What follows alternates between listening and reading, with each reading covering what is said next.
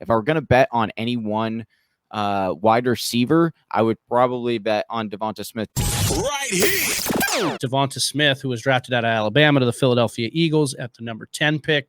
Devonta Smith, 6 foot even. He's 170 pounds, was obviously out of Alabama, won the Biletnikoff and the Heisman Trophy.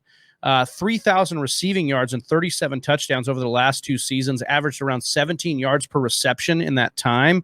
I mean, he's coming in to be the X wide receiver for Philadelphia right off the bat from week 1. And if you remember how excited we were about guys like Jalen Reagor last year, think of a more of an X wide receiver in Devonta Smith.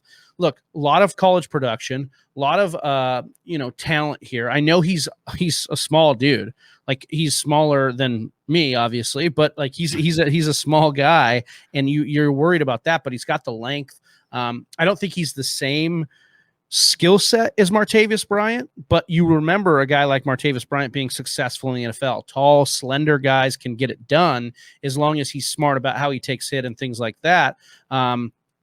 Only players competing for targets here with Devonta Smith would be Dallas Goedert and Jalen Reagor. It is a little bit of a quasi-crowded crowded wide receiver room, but it's not by anybody talented.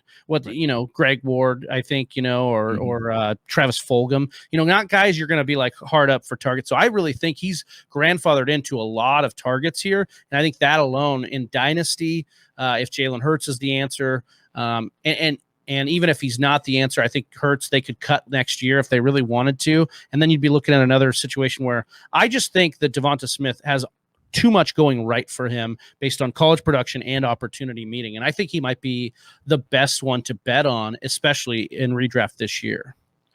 Yeah, I definitely like Devonta Smith a lot, right? You talk about that wide receiver group, and it's not, is it kind of somewhat crowded? There's names, but there's no true alpha there yet. And I do think Devonta Smith can be that, especially because he comes from a room full of talent as far as he's used to that, right? He's used to being the guy who has to step up and be much more capable of doing what he needs to do because of the talent around him. Because if he didn't, he could get benched, or he could go move down in the depth chart. And I think because of that, it'll help him here. I also think that getting the Philadelphia Eagles and Jalen Hurts a receiver like Devonta Smith is what they need. He's a guy that, we don't know the exact catch radius because they didn't go and do, the Underwear Olympics, but we do know that he is pretty talented because Tua was, his quarterback and he balled out with him. And then Mac Jones was his quarterback and he balled out with him.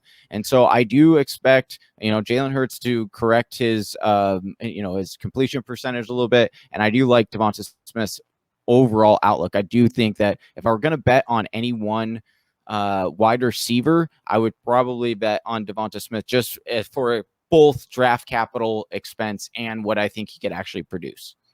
Here's a fun fact. The Underwear Olympics, not only just a scouting combine nickname, but the Underwear Olympics is also what I call it when my roommates leave for the weekend. I play the Underwear Olympics at my house. So there's a visual for you, Whisper Nation. Make sure you're imagining that. Who's timing it? That's what I want to know. Who times you? This is a family show. I won't get into that right now. Right here. Hey, you made it to the end of the video. If you like what you saw, go ahead and click subscribe. And if you want to watch more fantasy football content, check out one of these videos.